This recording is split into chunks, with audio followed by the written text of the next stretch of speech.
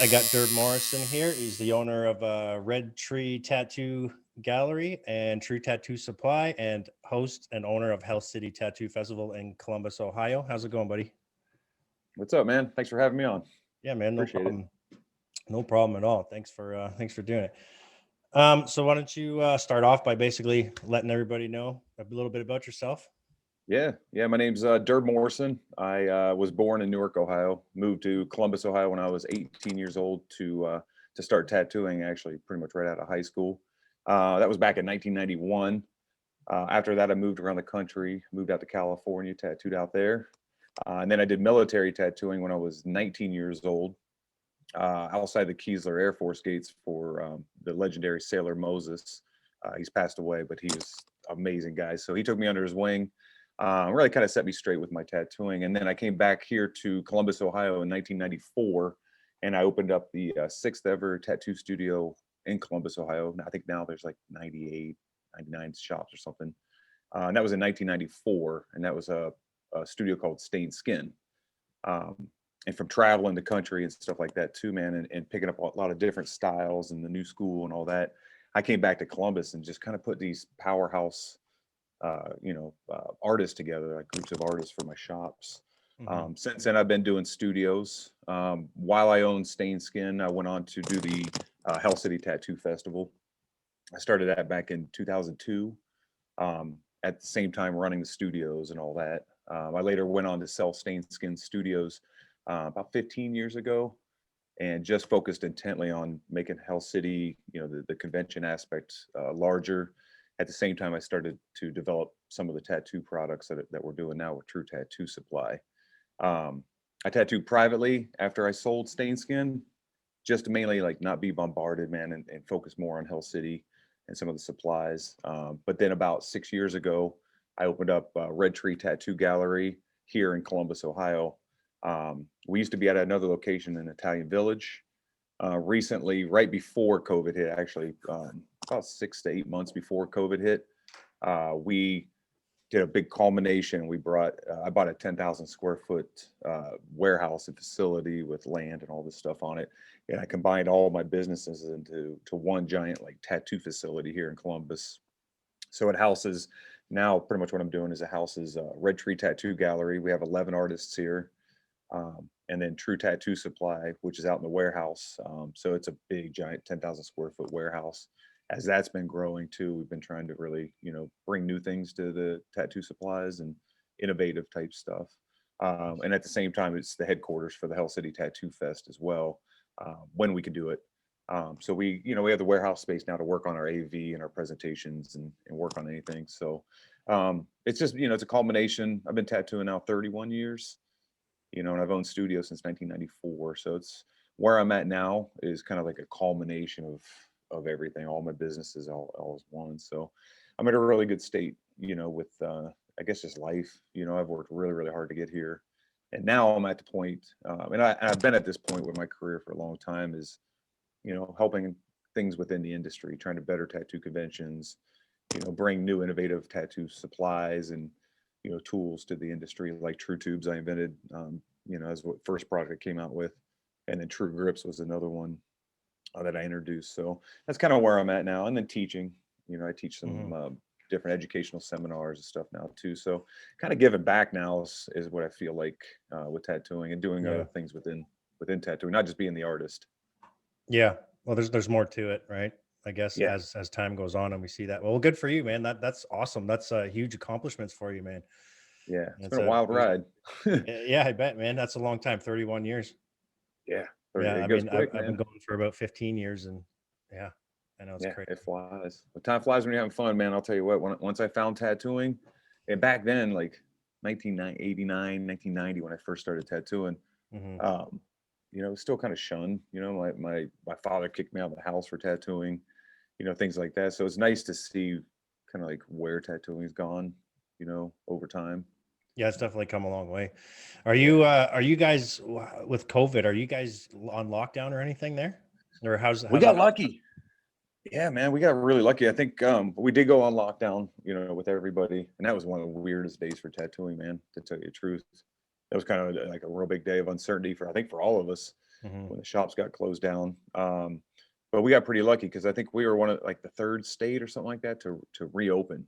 So right behind Georgia, Ohio opened up again. So we all got back to work the whole time that we were locked down for COVID. I couldn't open up a studio. We were still able to do the supply company because we're essential with medical supplies. But I Yeah. just stayed in here and I kind of prepared for whenever tattooing was going to open up again. I didn't know it was going to be a month or two. It ended up being like 2 months here. But at that time, I kind of we were already, tattoo artists are pretty sterile. We're very conscious about cross Oh yeah. contamination, bloodborne, all that stuff. So I feel like we as artists already had a head start on a lot of that. So I kind of revamped the studio, put a lot of different sanitation stations everywhere, like every single booth and everything has sanitation stations now. We have new entrance procedures, new release form procedures. Mhm. And it's weird because like every shop, I'm sure everybody feels this right now. It's like our shop used to be booming because we could have everybody in. There were a lot of Yeah. artists stopping in buying supplies, and then people coming in with their friends and families, and we kind of had to cut that out too. So everybody's still really busy. It's just busy in a different way because it doesn't feel busy because there's not like the huge, groups of people and things like that. So It's awkward, eh? It it's doesn't different. seem like it would be, that big of a deal in your head. But then once it's actually happening and you're going through it, you know what I mean? Like everybody is, Yeah. it's awkward, man. It just feels weird. It's Yeah. almost like It, a it does. fucking apocalypse, eh? It's what it feels like at times. Yeah. It really did, man. That's what I said. It felt apocalyptic at first when it first happened. Yeah. Like when you wake up that day at home and you're like, the world stopped. Yeah, man.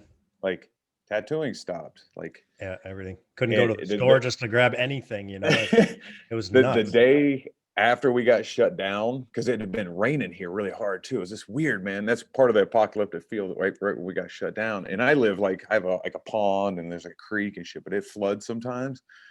I'll tell you what, man, I've lived out there for 20 something years and I've never seen my backyard like flood like a river through my backyard that day. And I opened up the curtains and I was just like, what the hell's going on? It felt Yeah. even more apocalyptic because I was just like, is the world ending? Do I need to leave my house because of flooding now? Yeah, My need your shop shut survival down. bags and shit. Yeah, Yeah, man. It felt like yeah. it felt like I Am Legend or something, No shit. Well, I saw that So, on socials there at the beginning of this whole COVID thing that you were helping out like the local first responders and stuff with gloves and masks and all that shit, man. yeah. Because it hit so quick that they didn't have supplies here. And I got, Mhm. cop buddies and stuff like that here too. Yeah, And we just give back however we yeah, can. So yeah. at that time we felt fortunate enough, like we got some gloves, let's make a donation. Mhm. So my buddy Tony Bennett, who actually is the officer that I hire for Health City pretty much every year since it started, he's all tattooed up. So I called him. I was like, hey, man, do you guys take donations and stuff? And he's like, yeah, let me set something up. So he came down here with a few officers and, gave them cases of gloves and some maticide wipes and stuff like that too. So, No, and that's that's what awesome. it takes. Like, I feel fortunate, where I'm at now. And Mhm. that's where I want to give back and help however I can. So, Oh man, that's great, dude. You're big into like jujitsu and martial arts. I see all over socials as well. yeah, How long you I've been been, doing all that stuff? You been into that for years or what? yeah. Well, I mean, I grew up doing different martial arts and stuff. And I grew up Yeah. wrestling and all that good stuff too, street fighting. Yeah, yeah, yeah. So, We've been there for that one for sure. yeah.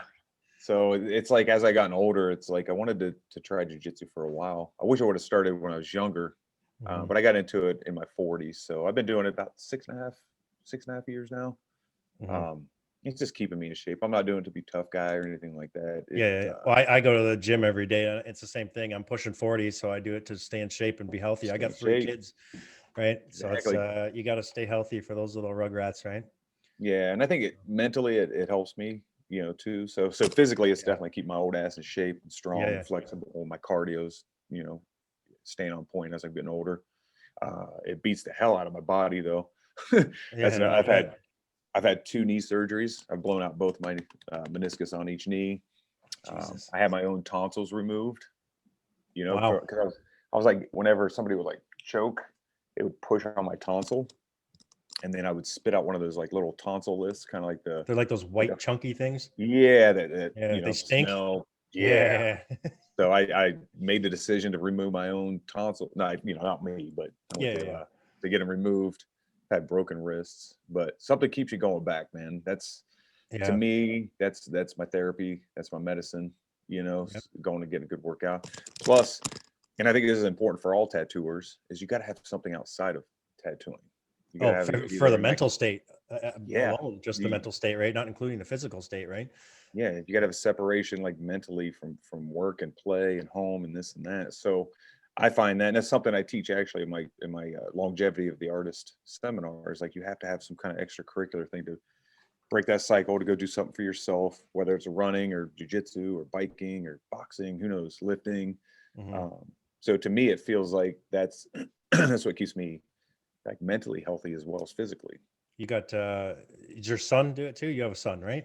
Yeah, Yeah, yeah. I got yeah, a okay. 25-year. I got a Yeah, granddaughter now, man. yeah. It's like, Holy fuck, the eh? hell? Wow. Yeah, I'm not there yet. yeah. My oldest is 13. My daughter is 11.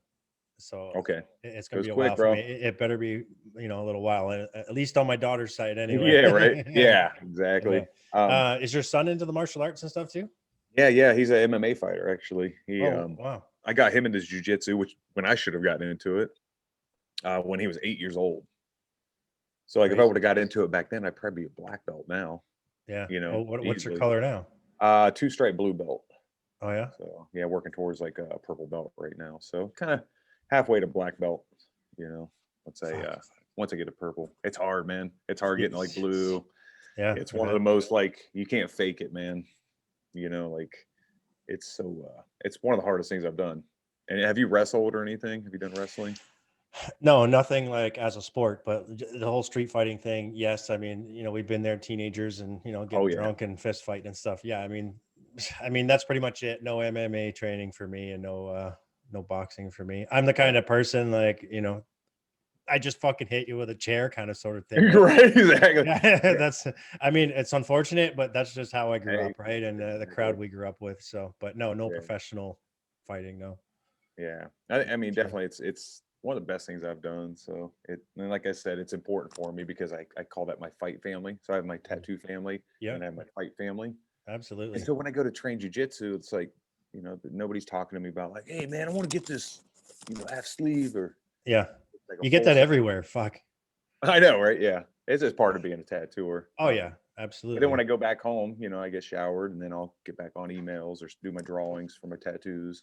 So it's back to Yeah, business. But you have to have a separation, I feel, to not get burnt out, to do stuff for yourself, to not get the typical tattooer overweight, health issues and stuff like that too. So yeah, that's where I was going. And then, easy. like Yeah. I was always, growing up, I was always into sports and shit like that when I was a kid. And then when I got to high school, it's turned around into the drugs and the booze. And then once I became an artist, same thing, drugs and booze for the Yeah. first, It, 10 it, fucking years, right?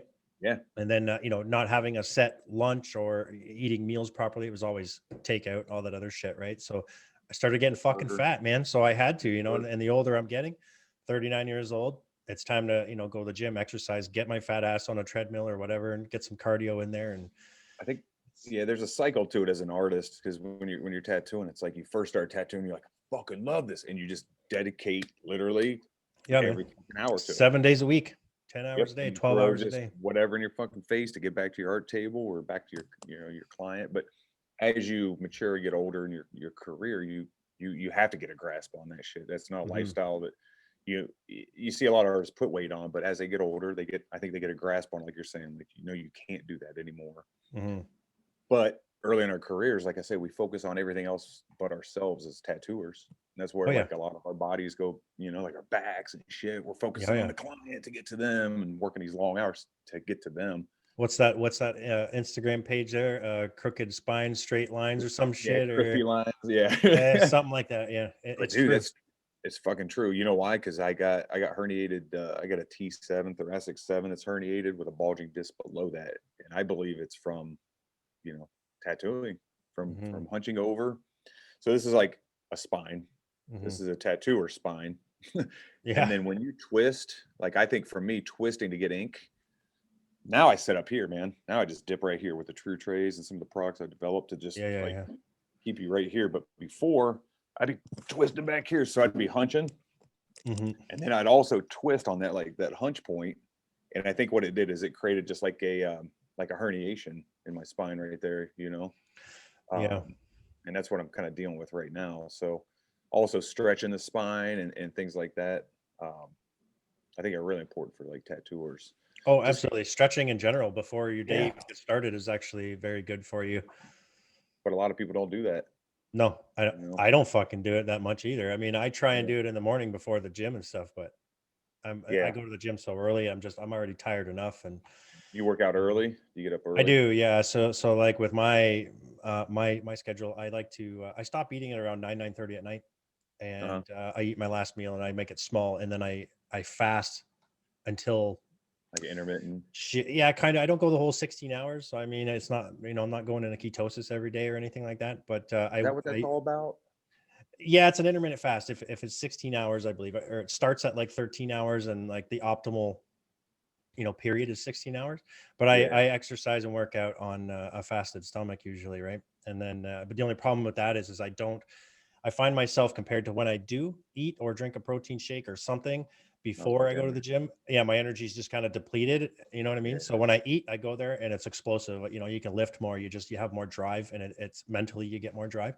Yeah. Um, but I I usually find eat a couple hours after I get home. So yeah. That's I'm what going like my like first 13, thing after 14 hours. practice. Yeah. Right after practice, I'm like, I gotta fucking because I can't train on a full stomach either. Get squished and Oh, you but know. So that'd be kind of yeah, gross. it's hell. It's a gross Yeah. feeling. Yeah. So Yeah. you're when I introduced who you are basically, and I said, Hell City and all that stuff. How long has Hell City been going for? We started Hell City back in 2002, actually. I tried to do it earlier than that. It's funny because the Hyatt Regency, where we like ended up originally, where we're doing it now here in Ohio, Hmm. they didn't want nothing to do with it. When I first pitched the idea of Hell City, it was probably 4 or 5 years before I actually did the convention, and it got turned away because it was in their gray area as far as events that they, were looking at and stuff. But then a newer, hipper lady started working at the Hyatt, Val Gillespie, and she actually gave me a call. She's like, "Hey, I'm looking at your file here, and I see you're wanting to do this tattoo convention. Are you still interested?" And I had been, because I'd been going to other shows and kind of seeing, I don't want to say shortcomings from other conventions, but I was like, man, if we're in such a visual business and a visual industry, like there needs to be. That's where Hell City was very visual. Circus banners everywhere, just art everywhere, art galleries, Yeah. and so finally when they offered the Hyatt to me, I was like, yeah, I'd definitely like to do it. And we just that first year, man, I implemented pretty much everything that all the ideas, and we just had a different flavor. So I think at that point when people came, they're like, damn, this is different. I was trying to be like, just do it differently. And I think a lot of other conventions, paid attention to what we were doing and stuff. As I went on to kind of consult with other shows and seen other shows kind of go in that direction too. Hmm. And I feel like with Hell City, if that's what I did with it, it kind of brought emphasis like that's your main stage. Don't just throw like a little fucking banner up there on a table to judge your tattoo competitions. Yeah. Like get up there and make it visual, make your fucking stage visual. So all the photos and it's art and things like that. Yeah. So Catch the attention, right? yeah. Hmm. So we started that in 2002. 2008, I decided to take the Hell City Tattoo Fest to Phoenix, Arizona. So we had an east and a west version of all that. So we started doing it at the Biltmore there in Phoenix, and the Biltmore's, man, it's like a 5-star resort and spa. Oh, So when the crazy. artists show up, yeah, they show up and they're like, how the fuck do you how'd you get this place to let you even do this? you know, because it's like where all the presidents stay and all that shit down there. So, Oh, that's crazy, man. and that's where, dude, it's badass down there because we have the pool party. I'm sure you've seen it's like the world's largest tattoo pool party. I've seen the photos on socials. Yeah. Yeah, and it gets Uh, fucking rowdy as shit. So, nice. yeah, man, it's been a lot of fun. Like we've had people meet, get married at Hell City. We've done, people don't see this, but sometimes we do like weddings Sunday mornings before even people get in the ballroom at the stage. Oh yeah. People that like, met at Hell City, so artists that started their careers at Hell City, you know, big name artists too, like Nico, Mike DeVries, Mario Rosenau, all of them. They used to come to Hell City before they were really, really known. And you can watch on the Hell City documentary film too. They would just come to take seminars and to meet other artists and stuff like that. I think You should Hell send City's me one a of link to Nico's that. first shows. Yeah, yeah, it's on if you type in Hell City documentary film, Yeah. there's an hour long film out. Actually, it's got a ton of views, and it took 7 years to film. Oh It's a wow. really good, yeah, it's a really, really good film. It's won awards Shit. here in town. So Yeah, look no, up I'll the Hell check that City out for documentary sure. film. Yeah, because in there's a lot of, and it's not just like Hell City, like all crazy. It's kind of like an in-depth look into the tattoo convention industry and the artists that do conventions, and Yeah. it's kind of like the heart and soul of what tattoo conventions are about. So Well, I'd definitely like to check one out once this shit's all over. I'd love to come down there for sure, man. yeah, and like Either one. with the studio here, when we shut down, kind of where we're at with conventions right now. Hmm. We're like working on ways that when conventions do come back, we need to.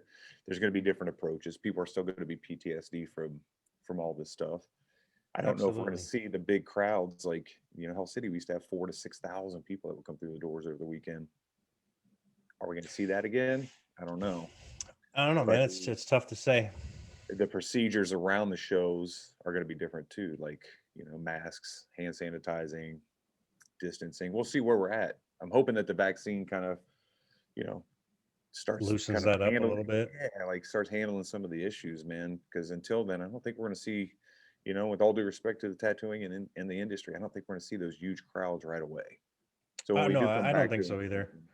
it's going to be more of an intimate setting, I think, with tattooing and the collectors. There's gonna be a lot of I'm gonna say newer expecting tattoo artists kind of let down because if you think a lot of younger guys that go to the conventions, they think first, second, third year they're Oh, going yeah, there for money, right? And that's what it was all about when I first started tattooing. I was like, fuck yeah, money, money, money, right? You see these people come in, you bang out 10, 15 small little bangers, you walk out with a few grand in your pocket. yeah, But little do they know that it's more for networking anyway. yep, But they're going to be let down, I think, all the newer guys yeah. and younger It'll artists take and a stuff. while. It'll take a Mhm. while for traction. It's almost like we're gonna have to go back to work when I first started doing shows. They were smaller. They were in Yeah. like smaller settings and things like that. I And that's wonder, also like, if you, like, say, for instance, you or whoever's hosting a convention, if you're going to be more kind of picky and choosy, with the artists and the shop that you're bringing there, just in case yeah, it is a smaller crowd, right? It's not like, hey, we're just having you got a shop name, you got a legit business license. All right, you're coming. yeah. It's probably not going to be that anymore. I'm sure They're gonna have it'll to be more probably be, selective. Yeah, yeah. because I mean that's where I picture it right now. I'm hoping that we're wrong. I'm hoping that one day it's just like boom, all right, COVID's good. Go back to the way things were. Yeah. PTSD is gonna be something. But yeah, it's gonna have to I mean, conventions are going to have to change the entrance procedures, things that just go on within it, even the booths, how the booths are going to be set up, and Yeah. but yeah, I mean, as far as the crowd and the collectors, we'll see a smaller draw for a while. I think Hmm. until the fears let up, you know. Yeah. Oh, I And don't it's know how sad, your man, guys' rules because are. dude, we just had literally with Hell City, we just had record years. Our last show in Phoenix was our record year. Wow. Record crowd, record attend, like record. What was I saying? Like participation. We had like Hmm. 70 Like an people in each one of the attendance. doors. Yeah, but like we ran behind. We ran till we closed at 11, so people can go party. Our last show in Phoenix went till 12:30. There were so many people that entered the contest, and it was awesome. And then to think it hit that level, and then it's just like, Yeah. you know, No, that's sad, man, when you think about yeah. But it. Yeah, like I said, I've never been to Hell City, and I definitely like to. And I've seen a lot of photos of stuff that's gone on and stuff like that. And you judge. Do you judge at your own convention, or because I know that you were at Covered in Ontario? Um, yeah, are you a judge at your own and stuff too, or no? I usually don't. The last year I actually, because we had just starting switching up some of the way we were judging the competitions. We do the Hmm. cards, kind of the Yeah. more the Asian style judging. So we shifted it up this last year. So just this last year, I usually don't put myself in those situations. Someone will be like, "Yeah, he favored it," or any of that shit. Yeah. So Yeah. this last year though, I had to kind of like train the other people that were judging as well, because I had done it over in Romania. Yalzi showed me how they were doing it over there. I think I did it in Malta as well. But then I brought it to Hell City. I'm like, man, that's much easier. You see the results, you know, right then and there. So The first show we did it in Columbus, Ohio. Here's something funny, is we did the card thing, and I was like, all right, so I had to be up there and I had to help the other judges, like, this is how you do it, you know. Um, and it went really good. But we did it too early, so we did the competitions at our normal time and gave out the awards like halfway through the day, where we usually made people wait for the awards. Yeah. So when the award time was like, we noticed that the crowd was thinner, so that made us switch up the time schedule. So the last thing of the day for Phoenix, our last show, was the actual the awards and the competitions. So and that kept everybody there, because that's what people are proud, man, when their client gets on the stage and shows off their tattoo. Not like the client's proud as shit to wear it, but the artist that's there, Yeah. knows like, oh shit, all right, I'm on the Hell City stage. I'm going up against, there's a bunch of badass work at Hell City all the time. So, but yeah, that's how we did it last year. Is I ended up judging, which was fun. It was cool. Nice. Yeah. And I noticed people too, like some of the entries, the people up there were like, what's up, Durb? Kind of like, I think they were thinking that was cool too. Yeah, for sure. Your wife is a performer there too, right? She performs there? Yeah. Cervantes performed the last 3 years actually, and she was going to be performed again, the year that we got shut down too. So Yeah, she tries to bring a different act every time, which is nice. Yeah, I watched her show at Covered as well. So yeah, it's fucking nuts, man. I know, yeah. It's pretty. I don't know the word I'm looking for. It's entertaining, that's for sure. Holy shit. Oh yeah, she's wild. We met, and it's funny because we met. I was in Ireland, so I got flown into Dublin, Ireland, to teach my seminars. This big seminar kind of week thing that we were doing. But before that, our seminars were Wednesday. That weekend before, we drove 3.5 hours up to Belfast, Ireland, to a convention there. It was at the Titanic Tattoo Convention. It was in an exact replica of the Titanic ballroom and all that. We actually met at the bottom of the stairs that were the replica of the Titanic. So pretty fucking cheesy.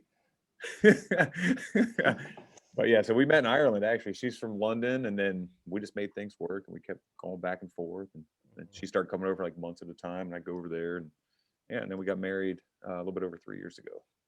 Crazy, man. Yeah, you guys are recently just saw you guys started getting into the TikToks. I think the last one I saw from you guys, she was like throwing stuff at herself and you were behind her on the bed. She moved and I just fucking instantly laughed my ass off. I'm wearing all the shit that she was like trying to put on. Yeah. I thought that was fucking funny, man. That was good. Yeah, we've got into the TikTok more lately. It's fun, man. It's silly. And I think for the times right now, man, like you can't take everything so fucking serious. So yeah, as opposed to sometimes like on Facebook and shit, there's too many opinions and too much negativity, or like too many people leave comments when it's like unnecessary. So we go over to TikTok, dude. It's just been entertaining, and I'm bringing it over to my other platforms and shit too. So yeah, you see, that's the thing. I never knew how, like, I've never taken an interest in TikTok or anything. I've never really looked into it because my daughter is huge and my sons are all huge with TikTok, and they show me these, videos, and it's honestly, I'm like, nah, whatever. I don't give a shit. Right. Yeah. And so I never knew how I would implement me or my art into TikToks. I don't even know how the fuck it works. I have no idea. Yeah. All I know, some of them that I watch are being shown, or like yours, for instance, it was fucking funny. And I was like, man, like some of them are entertaining, but I don't know how I would implement tattooing into it. Right. Yeah. Well, with the TikTok, you just got to let go of all humility and just be a fucking idiot. Just be that idiot. Yeah. Yeah. That's what I like too. So, yeah, it's one thing, I guess, throughout the years too. I've just been a clown all these years too. As much as serious as I am, when people around me, they're like, dude, that guy's fucking just because like. You got to be young at heart though, man. Yeah, exactly. You got to be a goofball sometimes. Yeah. The crazier act. So keeps you young. Yeah. Young at heart. That's for sure. I didn't know what I was doing with TikTok either, man. My wife was just like, check this out, kind of like got me on it, and then I realized just how fun it was. Some of my videos almost have like 1 million views, I think, on some of them. Wow. Shit. Yeah. Fucking TikTok famous, bro. Yeah, right. Then you go to Facebook and I get like 20 likes. Oh yeah. Fuck Facebook. The only reason why I got it is free advertisement, man. That's the only reason why at this point. Yeah. Fuck. I don't like Instagram, same thing, man. I hate social. That's where we're at though. Like with tattooing too, it's changed. There's still a lot of like really good print media. There definitely is. But the platform switched to digital. To online. I actually had this conversation with a artist previously, and there's no more portfolios, like physical portfolios, really, right? Like we have them, but it's like somebody comes into the studio and they're like, "Hey, man, I want to get a tattoo," or they ask for that certain person, but it's like, "Yeah, man, you got a phone? Here's the Wi-Fi password. Check out my page on Instagram or whatever, right? The shop page, or Yeah. it's crazy because I remember fucking 5 years ago, 10 years ago, it was, yeah, man, all Yeah. the artist portfolios are on the table. Have a look. You had to have a portfolio. And you go and spend fucking $200 on pictures and buying new books Yep. and God rearranging damn, it dude. I fucking still eight have hours. like bins and bins of like tattoo photos, like film that you'd have to go get Yeah. developed, pick it up and pick out the best ones, and then send them off to the magazines. Actually sent, so you had to get like 4 of each one printed. Yeah. You send them all to the different magazines, write your name on the back and what studio and all that. Like, See, it's a whole do different any of process. those tattoo magazines still exist? Probably not, right? Maybe they do Well, online. yeah, I mean, you got Inked Magazine, Tattoo Society is a really, really good magazine. Tattoo Magazine, I believe, still out there. There's Skin and Ink, Skin Art. So Yeah, but are they they are still actual there. physical copies now, or is it all digital? It's a good question. Inked Magazine and Tattoo Society are definitely still printed. Oh yeah, Um, okay. I don't know, man. Like, that's a good question because I even go on the stands and I don't really see those magazines as much anymore. Yeah, Um, but you know what's funny is when, like, I can just, when I think of that shit, I just remember back when I was a kid and seeing certain tattoo magazines, or even like, what's that other one, the Easy Rider or some shit. yeah, that was the first tattoo Holy, convention I ever did, man. Was Easy Riders holy Tattoo Derby. fuck! It is nuts, man. Just remembering that kind of shit. Very nostalgic. Oh yeah, it'd be like wet t-shirts and tattoos. Yeah, I'm fine with that. Yeah, Clearly, I mean, fuck, here I it am. got our attention, right? Yeah, no shit, right? Jesus. But no, So man, it's a different industry with the digital world. Um, yeah, I like it because you can get a lot of information quickly. But like you said, yeah, it did change portfolios. It changed, having to go into to meet people. Now you just DM people where you had to yeah. go in before and like meet the artist. Yeah, I would never like before, when somebody would 10 years ago, when somebody would call, say, the shop and talk to me, and they're like, "Hey man, how much for this?" Or, "What can we do with this?" And I'm always like, I don't know. I can't do this over the phone. I can't quote you. I can't. It's more intimate in person, and you start to pick each other's brains more. And I just find it's better for ourselves and the tattoo and the client to speak in person Yeah, about the tattoo that they're wanting. Everything's on the table, and everything, the pricing can get figured out that day or whatever the case. Um, yeah. Online, it's different now, right? It's the same thing, like you just said. It's they DM you.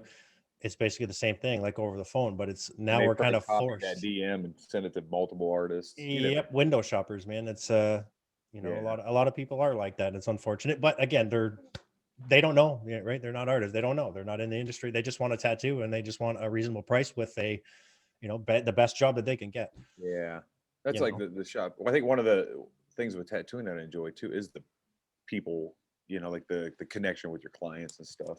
So yeah. it's a Oh, people personal industry. hmm, So it is good to meet with your clients because you get to know them too. So yeah, I don't know. I think when you meet them, you kind of feel their energy too. So sometimes you absolutely. consult with somebody and you're like, not vibing with them. You're like, man, I want to do a back piece on, I get on that a this lot. tattoo. I'm not a people person, unfortunately, even though we deal with the public and get to know people a lot.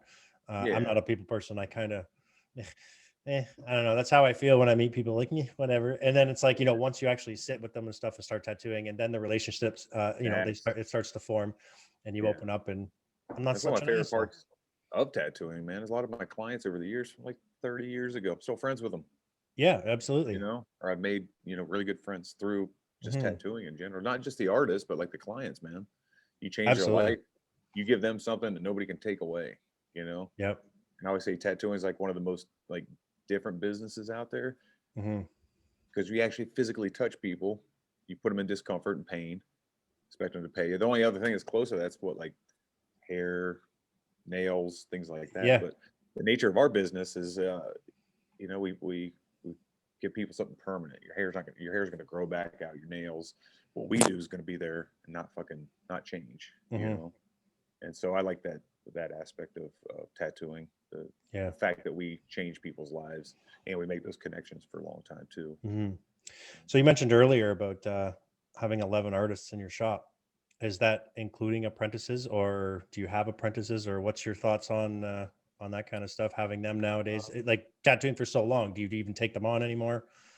My last apprentice I had was like an old friend of mine.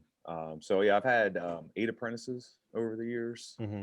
I know nowadays people are a little, not apprenticing as many artists. Yeah, yeah. They're more reluctant, especially right now. So yeah, I've always enjoyed apprenticing people. Here's the thing: I've never apprenticed anybody that already wasn't a true artist. I've had a lot of people come into my shop back in the day and be like, "I want to learn." All right, where's your art portfolio? And if nobody ever presented, that's where I feel like, and not to toot my own horn, but all my apprentices have gone on to be really, really good. Like Hmm. No, it's really good. good artists because they were already an artist, already genuinely mentally an artist. They weren't trying to become an artist, like that Hmm. type of thing. So back in the day, like Stained Skin, I'd get people to be like, "Yeah, I want to be a tattooer," and you'd ask for their portfolio. They don't have it. So, to me, I would just shuffle them at the door and be like, "Well, go work on your art, come back." Apprentices nowadays, I think it's good. I know people that still have apprentices. Um, Yeah. uh, I'm not going to take on any more probably for a while. It'd probably be my own son. I think at this point Oh, because he's is that expressed it. He's yeah, he wants expressed, to. yeah, interest in it. So he'd probably be one of the ones that I'd be like, all right, kind of because my son's mother's also a tattooer here in town, and I apprenticed her, God, 1995 or six back then. So he's grown up around it, and it's kind of just in his blood, and he's all tattooed His up. mom's an artist.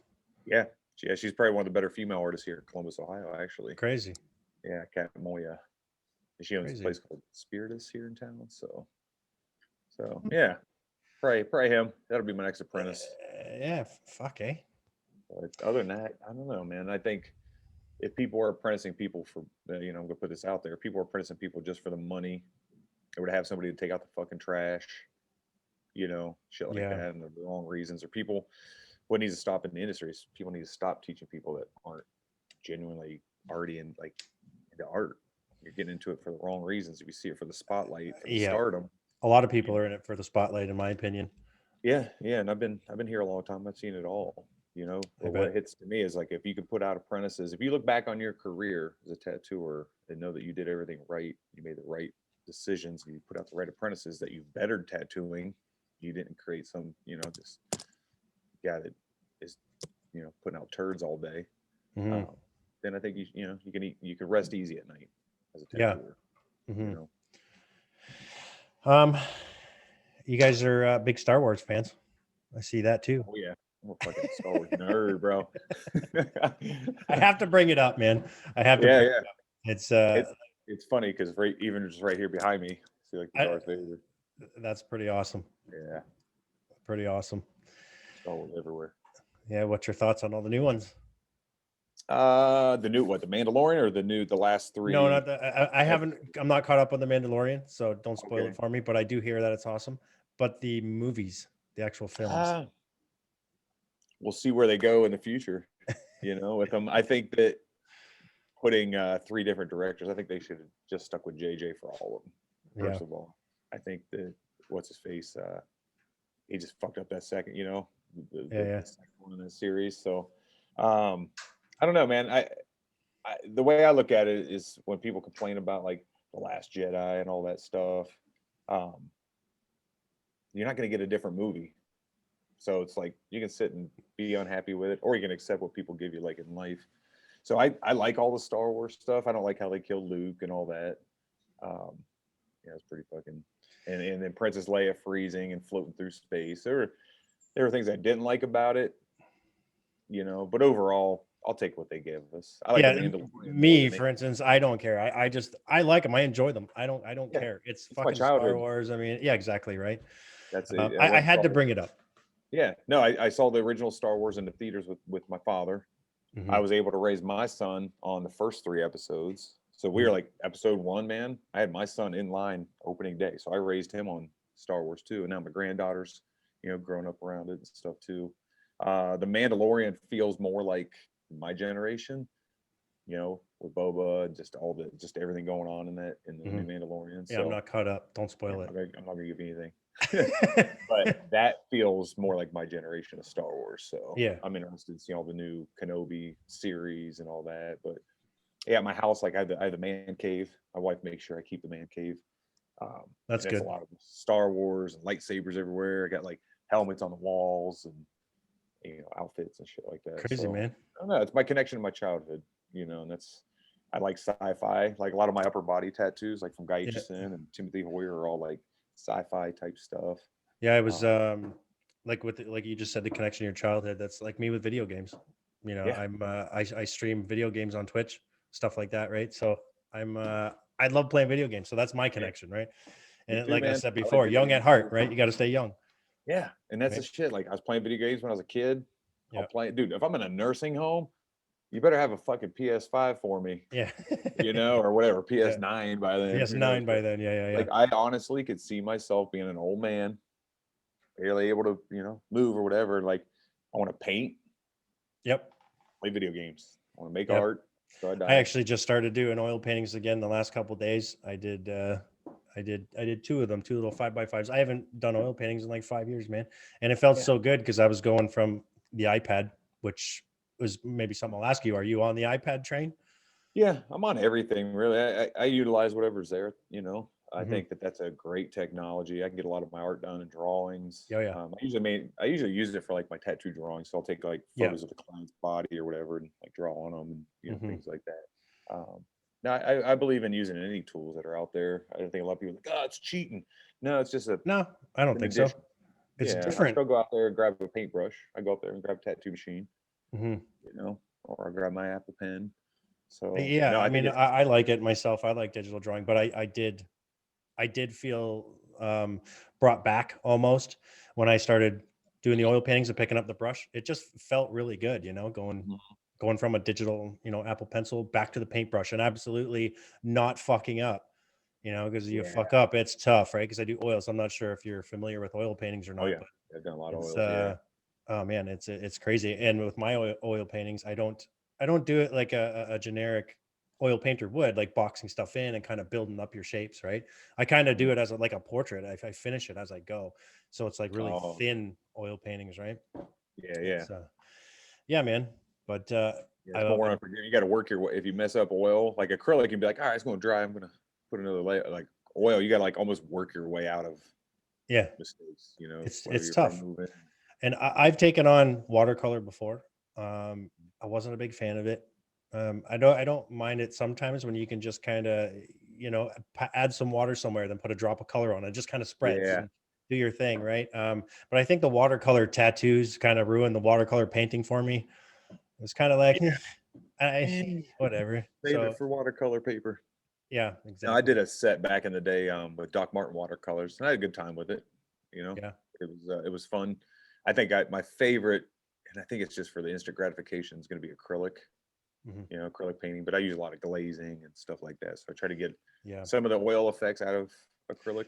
I like the whole punchiness of and in the bright vibrance, either like the dark vibrant blacks or Yeah. the bright colors, but their saturation, not like I don't really like the wishy-washy paints and stuff like that. That's why I'm not a huge fan of watercolor.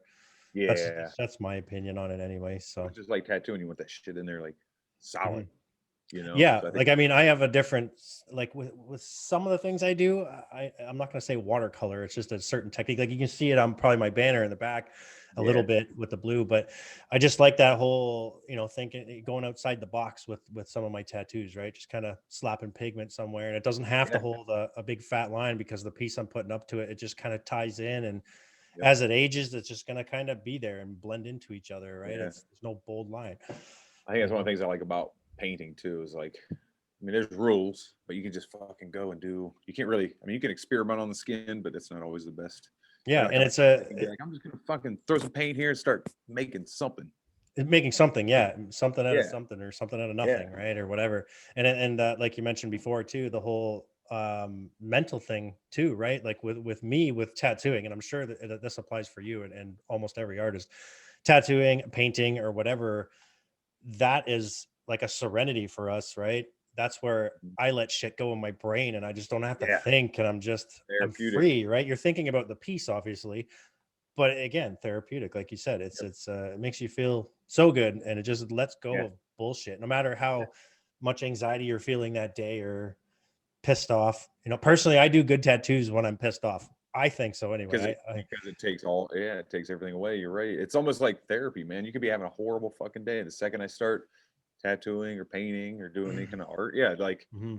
it occupies your brain. You have to Hmm. think. You have to shut off those thoughts that are distracting you or whatever and focus. Yeah. So yeah, like I'll be having a horrible day or all pissed and I start tattooing. I might be a little upset at first, but then I'm like, and it dwindles, Yeah, you know. exactly. And that's Exactly why that. they use artist therapy. There's a reason they use it, and that might be one of the reasons why we've been tattooing so long, Hmm. because it does help in those aspects in life, Yeah. being an artist.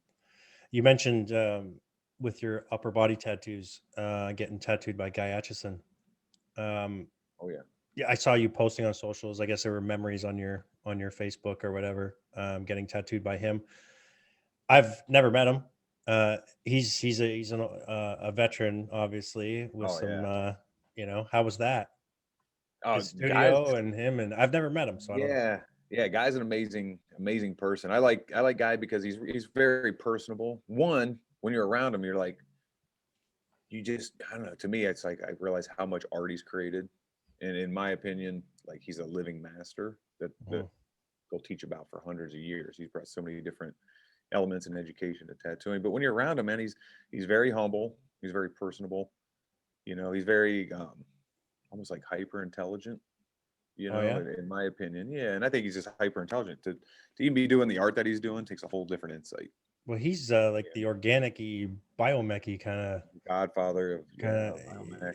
Yeah, man, that shit's nuts. You don't Yeah, see a lot of artists nowadays taking on any kind of mechy style, whether it's an organic biomech or like biomechanical, bone but man, mech. he's creating like new shit every tattoo. You're like, what the fuck is that? Yeah, But it's that's just nuts.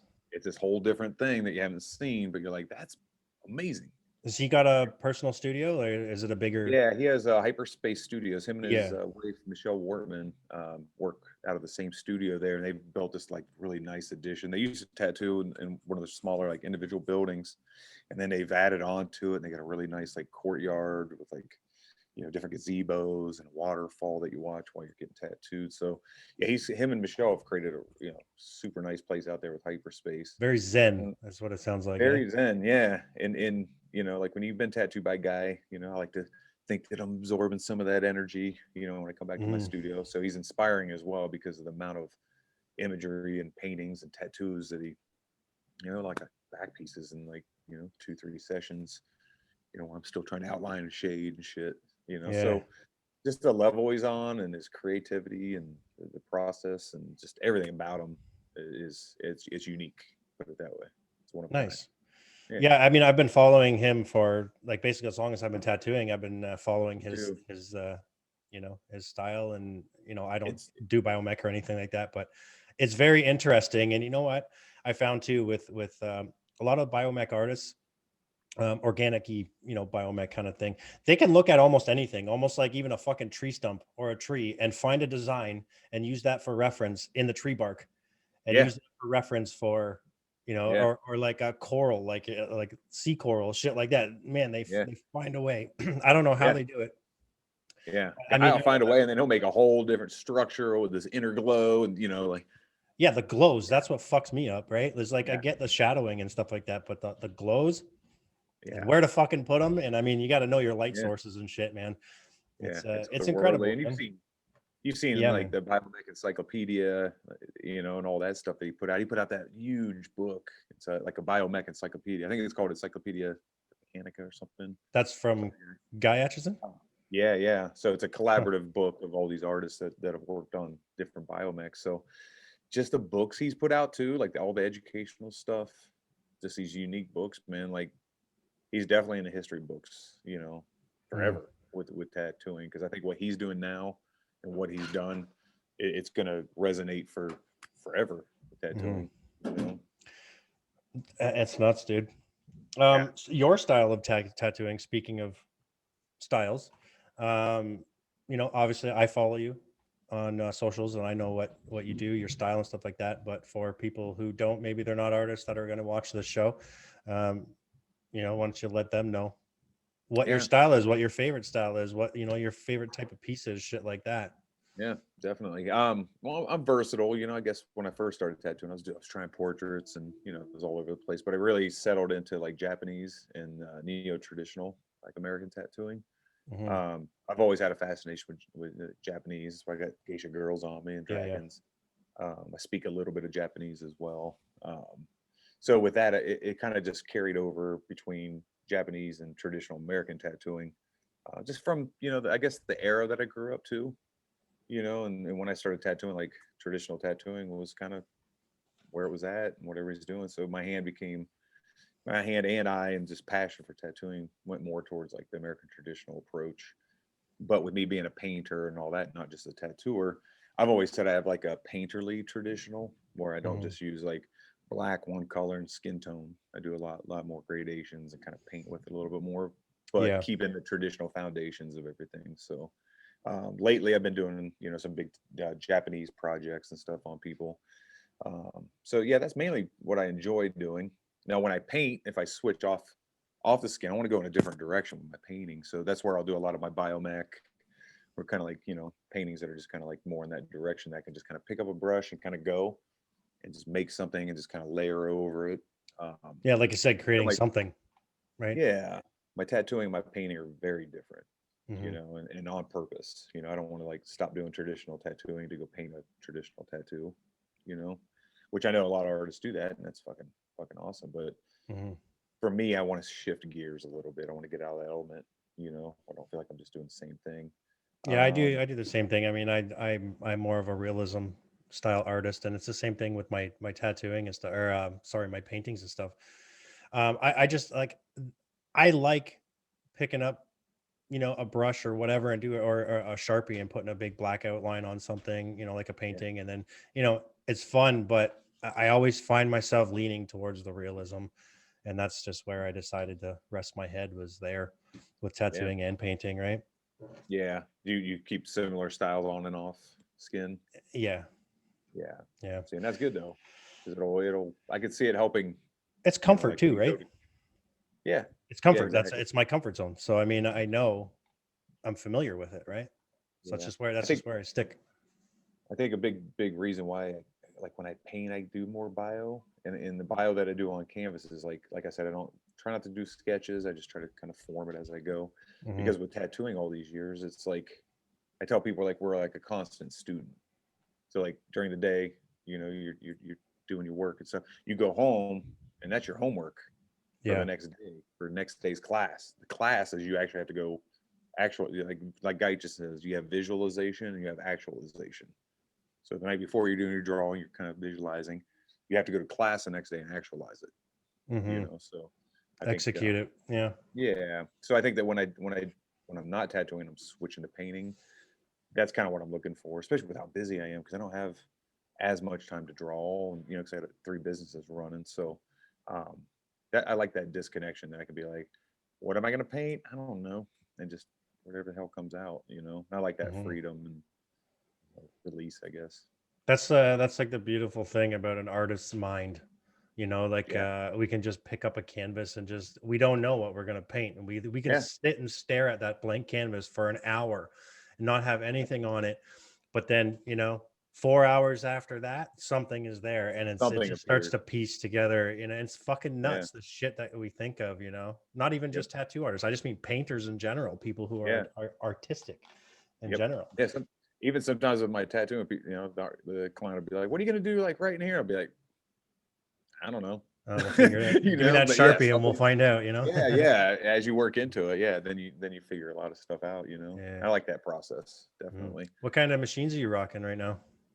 I still like to line with coils, believe it or not. Mhm. So, I worked a couple years ago. I worked with Soba from Workhorse Irons, and I've known him for a while. So I developed and designed my own coil machine. It's coil line. It's called the Bendu, Mhm. based off Star Wars. I don't know if you know the Bendu is the first being in Star Wars that was discovered to use the light and the dark side. So, so I called it the Bendu machine. Yeah. So I like to line with coil. So I'm working with the Bendu from Workforce. And then I go rotary nowadays for like my shading and color, and it's Nice. between a Neotat and a mast, believe it or not, just one of those little Uh, cheap mast rotaries, man. oh yeah, really? Eh? Yeah.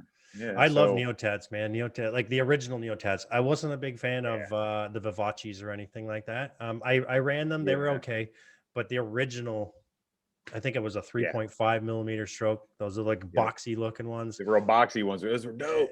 Those were fucking indestructible, man. Yeah. And like now, Yeah. I'm running pens and shit now. I'm running Yeah. the Zion and Okay. the Yeah. FK Iron Zion and the Cheyenne Soul Nova, I think it is. Yeah, the short The little fat wireless, are you fucker. wireless now? Not yet. I No, want to. I'm just very weary on it, man. I'm just not sure. I mean, dude. I don't do like all my sessions are anyway like 4 or 5 hours tops. I don't really sit Yeah, too long. man. Um, so I think the I battery will be okay, but I'm just not sure. see. I've converted not strictly to battery, but I'm almost all battery because this is what I did just like I think 2 weeks ago, man. I was getting ready to line this whole fucking half sleeve on this dude, and I was like, the night before I stayed here at the studio, I was like, man, I want to rig up my coil machine so I can put a battery on them, you know. So I had my coil machine, and the RCA plug ended up coming off the backside, so the battery was Mhm. kind of. So I hooked up a battery, man. It same power, everything, man. It's almost like cleaner because you're not coming out of the wall, so the wall current's like that. That's why Yeah, we have yeah. power units to distribute it. Hmm. So what I did is I went out in the warehouse and my tool area, and I like bent the RCA and everything up so that the battery sits. It goes like over and up, so the battery sits on top of my coil machine, so it keeps the weight centered. Hmm. So there's nothing dragging off the back like a cord or anything, man. So my battery is like on top of my coil machine, and so I'm wireless now with Coils, actual coils. Yeah, patent and pending. it should be, Yeah. but I mean it worked just the same. The battery didn't run out, same power, everything. So it's Mm. like those are those innovations in tattooing where like I've been resisting it a little bit, except for the pins. But now Mhm. I'm developing. I'm like, all right, I want to stay coil because I don't like lining with a rotary because I feel like a coil has a punch to it, where a rotary has a push. I So find so I was the exact same way when I was initially making the switch. I believe at the time, what the fuck was I using? A Mike Pike teacup liner, I think was what I was lining with at that time, and then I okay, switched to uh, the Halo, the Spectra Halo, a okay, gold one. Um, so I started doing the shading and coloring with the Halo, and I kept hanging on to that Mike Pike teacup liner and doing lines with it, and then holy shit, check that out. Jesus, that's a battery from a pen? Yeah, yep. That's And then crazy, man. I bet the RCA up, and then put the battery on top, Fucking man. Frankenstein, bro.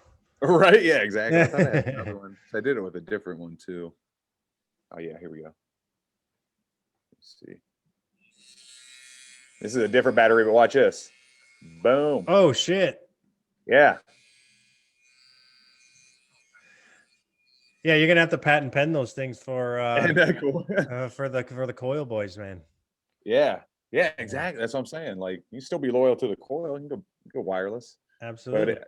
it's things like that, man. That's why I guess when I started True Tattoo Supply, I didn't come into I originally wasn't even a supply company, man. I just came out with some products that were I didn't bite anybody. Nobody, like Mhm. none. I brought something new to tattooing. Then I brought True Grips, and I can 100% say I'm the guy that brought memory foam products into tattooing because people weren't using any of the grip covers or any of that, you Mhm. know. So it's like things like that. I came in before I turned into a larger supply company. I came in trying to give back, trying to change some things, trying not to bite people or regurgitate any ideas. Yeah. You know, I tried out some of the foam grips, were they octagon or diamond grips or something like that when the they hexagrips. the hexagrips. So this Yeah, was fuck, this was going back probably 4 years, 5 years maybe yeah, they've been out a while when now. Yeah, they were a game changer for me, man. yeah. I I feel like a was crack dealer with them because people are yeah, like, I can't work without them now, man. yeah, man. They Yeah, they're so comfortable. It's better than the paper towel, you Yeah, know. and You know. that's it. When I developed those is because I was watching everybody just wrap towel after towel Towel, around yeah. their shit, and I was just like, come Mhm. on, like we can do Yeah. better. So that's when I developed the memory foam group covers. So that Yeah, was well, like, like game changer. yeah, that was over a decade ago. I Hmm. did those. So I recently saw on your post too about a music video that you were in. which one? I The don't know rap which one. one. The rap Is it one. the There hip was a hop rap one. one? Yeah, Yeah, I've been yeah, in a few different ones. We did yeah. one for DK0. Me and Savannah did one in Las Vegas for like a kind of like an industrial band, DK0. We were all Okay, fucking mad maxed out and shit, you know. nice. The one I just did, yeah. One of my boys, Ty, here in town, he owns a big recording studio and he does a kick a verse every Mhm. year. So kick a verse is he gets different rappers together, like a group of them, and they do a verse and it's one Yeah. song. So they approached me because they know I got this facility and they wanted to film this time of year. So yeah, we filmed it in here just about 2.5 weeks ago. And yeah, the song it just came out and stuff like that. So I'm my first rap video tattooing and shit. I'll That's be on pretty the cool, album man. next year though. So Yeah. no. Yeah, I like to dabble in stuff like that, just like the TikTok shit, getting on there and acting. I've done stuff, different little movie roles and television stuff. So Mm. I enjoy just dabbling in everything, man. If there's But opportunity. what Yeah. kind of shows were you in, or parts Oh did you God. play? Lots. Well, I've been on. Yeah, I got a part in like a TV series coming out where I play Lucifer, and that's Oh, called fuck yeah. Saint Gabriel. Yeah, it's called Saint Gabriel, but it's a small part. I don't have like this huge Yeah, role, yeah. but I have speaking lines and all that stuff too. So that's on. It's weird because it got syndicated in India, I India. guess, in India. So it's not even out here. But yeah, it's showing on Vigil TV. It's called Vigil TV in India. No So idea. and then I've been on Say Yes to the Dress. Me and Savannah were on Say Yes to the I Dress. remember that. Jesus. Yeah, I yeah, remember. yeah. Yeah, And then yeah. back in the day, I was on Tattoo Wars on the episode that was Guy Aitchison versus Aaron Kane. They did it at Hell Cities. Was that when they had the guy's arm through the curtain Yeah, and they didn't really know what they were yeah, they getting or had. some shit? Yeah, they had. Well, no, they knew what they were getting, but the artist couldn't see what the other artist was doing. Something like So at that. Hell Yeah, City, yeah. we had to bring like the pipe and drape kind of like Right. to the client, so the guy and Aaron couldn't really see each other, but the client could see each artist working on them. So yeah, that was That's tattooing, crazy. man, and that was a great TV show for tattooing as far as artistically. But here's the thing, not enough drama, bro. They want the No, drama. no. Oh, of course not. You know? I'm not one for all these tattoo shows now, and Yeah, I but to I me, don't that was really like artistically the best. They had that's badass. actually a brilliant idea though. Yeah, Like the curtain and yeah. that's pretty dope, man. You got two We thought heavy about hitters too. Yeah, we had something planned, and I know if any other convention promoters are watching right now, that's one of the things we're gonna do with Hell City was Battle Booth. There's gonna be something like that where Oh yeah. and then the crowd has to vote by ballots, at the front of Hmm. the table because they'd be able to go to this side, see this artist working, and they'd have to do like a similar. So we'd say whatever Sacred Heart with a dagger, or Yeah, yeah, whatever, yeah. Just and they yours. go You do your thing, your rendition of it. yeah, and Yeah. they don't know what each other are doing, but then there's the ballot box at the front, so they would be able to come on this side, see the artist, walk around the booth, see the other, and then place their ballot. So, and we'll probably still do that when we come back. That's some of the stuff we're wanting to do, and just different shit you're not seeing at conventions. Yeah, yeah, yeah. No, that's fucking brilliant, man. I think that's a Yeah, great idea.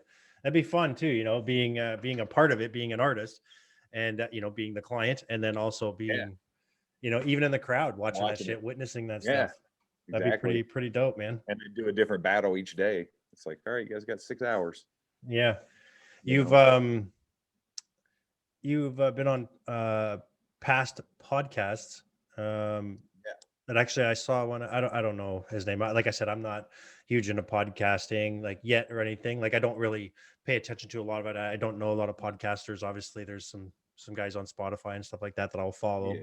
You know, um, how did that go for you? Was that like this isn't obviously your first one? I saw you were on one more. Yeah. I don't know any before that or anything. So Yeah, I've been on dozens of podcasts just over the years and stuff like mhm. that. They've definitely, gotten traction here with COVID and stuff like that. But man, Yeah. I've been on podcasts from tattooing to weed smoking to, just a variety of stuff. Is that the one you Yeah. saw where it's like smoking and stuff?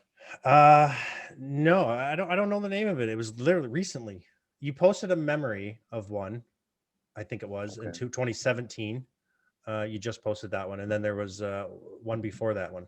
It was Yeah. recently you were Oh, on it. yeah. The tattoo conventions. Yeah, with Mhm. Alex Von Dutch from Mm, World Tattoo Events. mm, Yeah, that was a really good one because we're kind of discussing the state of, the history and the state of conventions right now yeah. and the future of conventions. And Alex does a lot of shows. He runs the Worldwide Tattoo Convention site. So yeah, that was a really good podcast because I thought that was really relevant to I don't think it answered a lot of people's questions, but it gave us a chance to talk about one, what we're doing with Hell City, what I see going on with conventions, as well as his opinions and stuff like that too. So, yeah, Yeah. that was the most recent one. You're right. Yeah, I think that was a really good one. Right when I've done the drunk critiques, all the tattoo now, and like the reinventing the tattoo app, through there we'll do different podcasts and stuff like that. The Hmm. drunken critiques have been pretty funny, where people like send their tattoos in. It's not like a podcast interview, but it's like 6 artists that are just drinking, and then people turn their tattoos in to get them like bagged on, Oh critiqued, fuck. like drunken bagged. Interesting. Yeah, so that was a good one too.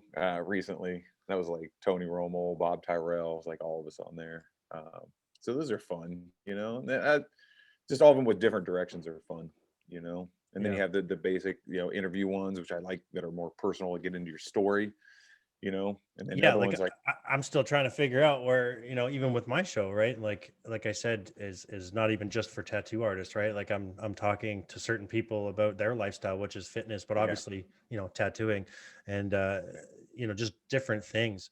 And I'm still yet to figure out what I want to do, but I this would what say I'm doing right now. these are my favorite ones, though. Yeah. Where it's more like kind of just talking one on one and stuff. Mhm. The rooms where there's a bunch of people, it can, get a little chaotic.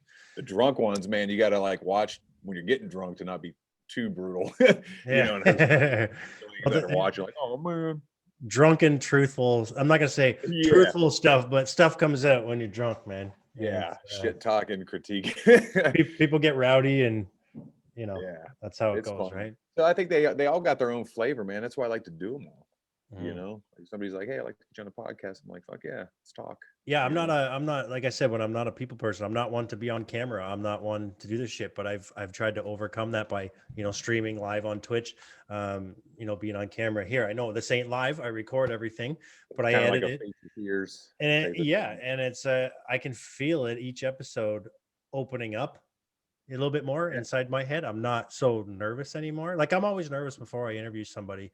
Um, yeah, but natural. at the same time, that's kind of good, right? That I have those butterflies in my stomach, right? But Oh yeah. opening up a little bit more, knowing that I'm not gonna be like a kind of fucking idiot. You know what I mean? You say too, like you're like, I'm not really a personal, people person type of thing. Doing this will probably open that up because you have to like shed your skin and Yeah, you know talk absolutely, and so I think absolutely, man. this probably helps. Yeah, it helps you just in other ways of life. Just like Hmm.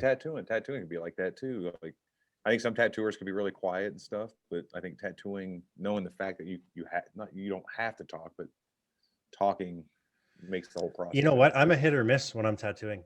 I guess it Yeah. depends on. I'm not even gonna say the client. I guess that can take, play factors in it sometimes, but I think it's more or less Yeah. the piece and the mood I'm in. I either find myself not talking really, and I'll be like, hey, how you feeling? Okay, cool, and then just kind of do my thing because sometimes I put Okay, cool. headphones in. Yeah. Um, but when I don't, it's still I can just sit there and not really say anything, and for like 20 Yeah. minutes or whatever, or I don't shut the fuck up. It's like I just fucking you gave me a shot of whiskey Depends and on I'm the not day. shutting up, and I'm going, and they're like, oh my god, this fucking guy doesn't shut up, you know. So it's Yeah. yeah, I'm I all think over the mine's map. yeah, I'm usually in a decent mood, but yeah, like it'll really depend on like what else I have going on that day, or like the other day when I was like, let's do the podcast another day, man. I just wasn't in the right frame of mind. So it's like sometimes you come in, you got a lot on your mind when you're tattooing. That's what we're talking about. It takes all that away though for the moment Yeah, while you're yeah, yeah, tattooing. And absolutely. it's back to reality. Once your client leaves and you're wrapped up, it's like, ah shit, that's right. Yeah. You Deal know, with that, sometimes you just want to wish you could keep going. You weren't finished, or want another one coming in, right? right? But Yeah, the older you get, for me anyway, the older you get, I'm kind of like, whew, I did a day's work, solid fucking 6 hours. It's yeah, time to go home, and yeah. you Yep. know, that's That's about as long as I tattoo nowadays. I'll tattoo like 5, 6 hours. I Back can't in the day, really I can't really go 10 to 12. any longer. I find, and it's not necessarily just a physical thing. Like, yeah, I get more sore and stuff too. It's mind, man. Yeah, I don't that's want what, to go any longer. dude. I used to do. I'm not joking, man. I used to do like 10, 10 hour sessions a day, Yeah, man. 5 days a week. Like people be leaving my shop, like all my people work for me, and I'd be in there from noon. They'd be leaving at 8. I'd be like, all right, guys, and just fucking work till like 11 midnight. Shit like Takes a that. toll on you, man, mentally and It physically. did, and that's where like I started feeling like I had like arthritis in my spine. I Hmm. was like, all right, well, I'm definitely getting older, but like, I'm like, I think I'm getting arthritis from just being hunched and tight muscles and shit. And that went on, man, for a decade, Yeah. literally like a decade of me being like, oh, I get done tattooing, and it's being pain the whole fucking night. And I finally went 3, 4 years ago and got a MRI finally.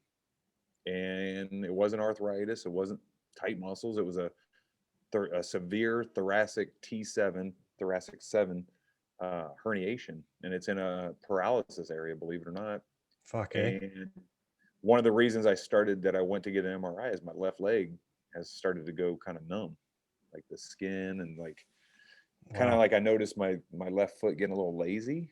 Like I Hmm. just kick like little like like when you go from carpet to carpet and there's like the strip like in between, just little things where I started catching little things, and I'm like, what the fuck? And it's literally like now I do a lot of therapy for my back, but where my herniation is making my lower body go paralyzed. Literally, and that's what he told Jesus. me. They go, and it's funny because when I first got my this is why I teach. This is why I try to teach those seminars. 'Cause I'm like, pay attention. But when I first got the MRI, he came in and this is what he did. He goes, "So you're doing jujitsu, huh?" I was like, "Yeah." He's like, "How are you doing jujitsu?" And I was like, "I don't know, like lay on my back, whatever, kind of like." He's Hmm. like, "No, how are you physically moving to do jujitsu right now?" I was like, he's like, and I was in pain. I was just trying to tough guy it out, Yeah, yeah, you yeah. know. He's like, "Nah, I'm good, bro." Um, and he's like, "You need to be real careful, man." He's like, "You have a severe herniation in your thoracic spine and like a paralysis, kind of like." And I just kind of was like, kind of like the Fuck. reality of like, fuck, dude, I've tattooed myself fucking handicapped, Yeah. you know? Yeah. So No, I've done, it's crazy, man. yeah, and I'm It's not actually nuts. tattooed nearly as much as I was, but I mean, I literally tattooed my body to a point where it's damaged, and I've been trying to, I feel better than I did when I was going for the help back then. I do a lot of Mhm. vertical traction. So I have these straps out in my warehouse that I'll like kind of hang from, and I step off of a stool and let my whole lower body Yeah. hang because of where my injury is. It's like kind of higher on the thoracic spine. Yeah, yeah. They say hanging upside down is actually really good, like hanging by your Yeah. feet. Yep. It's And I like a have that decompression outfitted. or some shit. Yeah. So I can't go to chiropractors where they'll twist you and then be like and set you, kind of like Yeah. I know twist you some all weird. people. I'm not huge on the chiropractor. Yeah. I was in a car accident fucking 12 years ago, 10 years ago, something like that. And I fucked up my back too. But I was never one for the chiropractor. And I was having neck problems maybe 2 years ago. And I decided just that, fuck it. It's giving me a constant headache. Right. I'm not sleeping and stuff. So I went to the chiropractor and I got my neck cracked and stuff. It helped me. But again, I think I went like 2 or 3 times and then I stopped going. And then I was like, fuck, I think it's true. You got to keep going once you kind of You start or do. it fucks you up. Right. And then Yeah. I ended up just kind of, getting over it. And I never went again. And then it kind of started to go away on its own because I've been exercising myself and stuff now. Um, Yeah. but I was never one for the chiropractor. But I know that there's certain people that swear by it and they keep Yeah. going and they swear by it. And that's I awesome. If think it works certain for you, cool. conditions, yeah, Yeah. certain like conditions are good for it. But where my injury is, man, I walk out of there almost like hurting worse than I went in because Yeah. I had like a true herniation. I'm not just in there with like a little like like pocket of fluid that we want to pop. So I Yeah. found I started going to a kinesiologist too What's after I that? realized yeah, it's kind of like a chiropractor, but they've informed you more about your health. They're more holistic, Oh, okay. but they approach it differently. Like a chiropractor kind of they don't approach everybody the same way, but they have that traditional approach of like popping a fluid, Mhm. you know, the same twists and jerks and pulls, where a kinesiologist will be like, okay, cool. So you've been twisting this way. So your herniation's probably popping that direction. So they'll like only set you corrective ways. They Mhm. won't set your whole back. They'll go, okay, we're going to set that. But like one of the first things when I went to a kinesiologist, and if other artists are listening too, and you've gone to chiropractors, definitely look into kinesiologists because they make you aware of other things with your body. Like for me, first first session I went in there, he goes, I bet you're lactose intolerant. And I go, yeah, I kind of am. Pretty much. I don't drink much. He goes, I bet you haven't replaced your calcium in your body for however long you've been. And I'm like, no, bro. He's like, you're lacking calcium, first of all. If you're lactose, one of the most common things, and a lot of people are lactose intolerant, or they go with, you know, like almond milks or coconut milks, is that I was calcium deficient, you know. And then he started Crazy. being like, you need more minerals. So now I take like Himalayan pink salt, and I'll drink it with some Yep. water here, you know, to keep the minerals. So he kind of informed me like, and then hydration is a huge fucking thing, because the liquid, the gels that bulge out and deteriorate over time, like you have to keep them saturated too, because when you jump, let's say if I jump off like a little ledge, and when I land, you release some water out of your discs, you know. Mhm. So that water and like spinal health for a tattooer, hydration, not drinking 5 beers after work, No. waking up the next day drinking coffee and going to work all day, that'll break your back down. Your disc will deteriorate, thin, dry, you know, like things like that. So hydration of the spine, stretching the spine in the right ways is vital, man. If you Mhm. want your career to last a long time. Well, And they that's shit say I didn't know. if the human body doesn't have a minimum of 4 liters of water a day, it's considered state of dehydration. Yeah. And I know this because I actually just fucking read a book and whatever. So like last week, I figured this shit out. I just figured it was like 8 glasses of water, but not that it matters to me because I have these like big jugs. They're called mammoth mugs. And there's mini ones and then big ones. So I have both, but I've been using the mini ones, and I believe it's just I think it's just like maybe 1.5 liters, give or take, each bottle. Yeah. And I drink one of those within the first like hour and a half when I wake up in the morning. And then Yeah. the gym, same thing. I'm at least smashing back a full one. So I'm trying to drink 4 of them a day, which is basically 6 liters of water. Yeah. So I was always on the 4 liters of water anyway. Um, and I Important. found compared to now what it was like now compared to what it was before when I wasn't drinking that much water. I was a big milk drinker. I am not lactose intolerant. I always fucking drank a bag or two of milk a day. Yeah. Big difference in how I feel, energy, my weight, for sure. I Yeah. think with so much water, keeping you hydrated helps you sleep.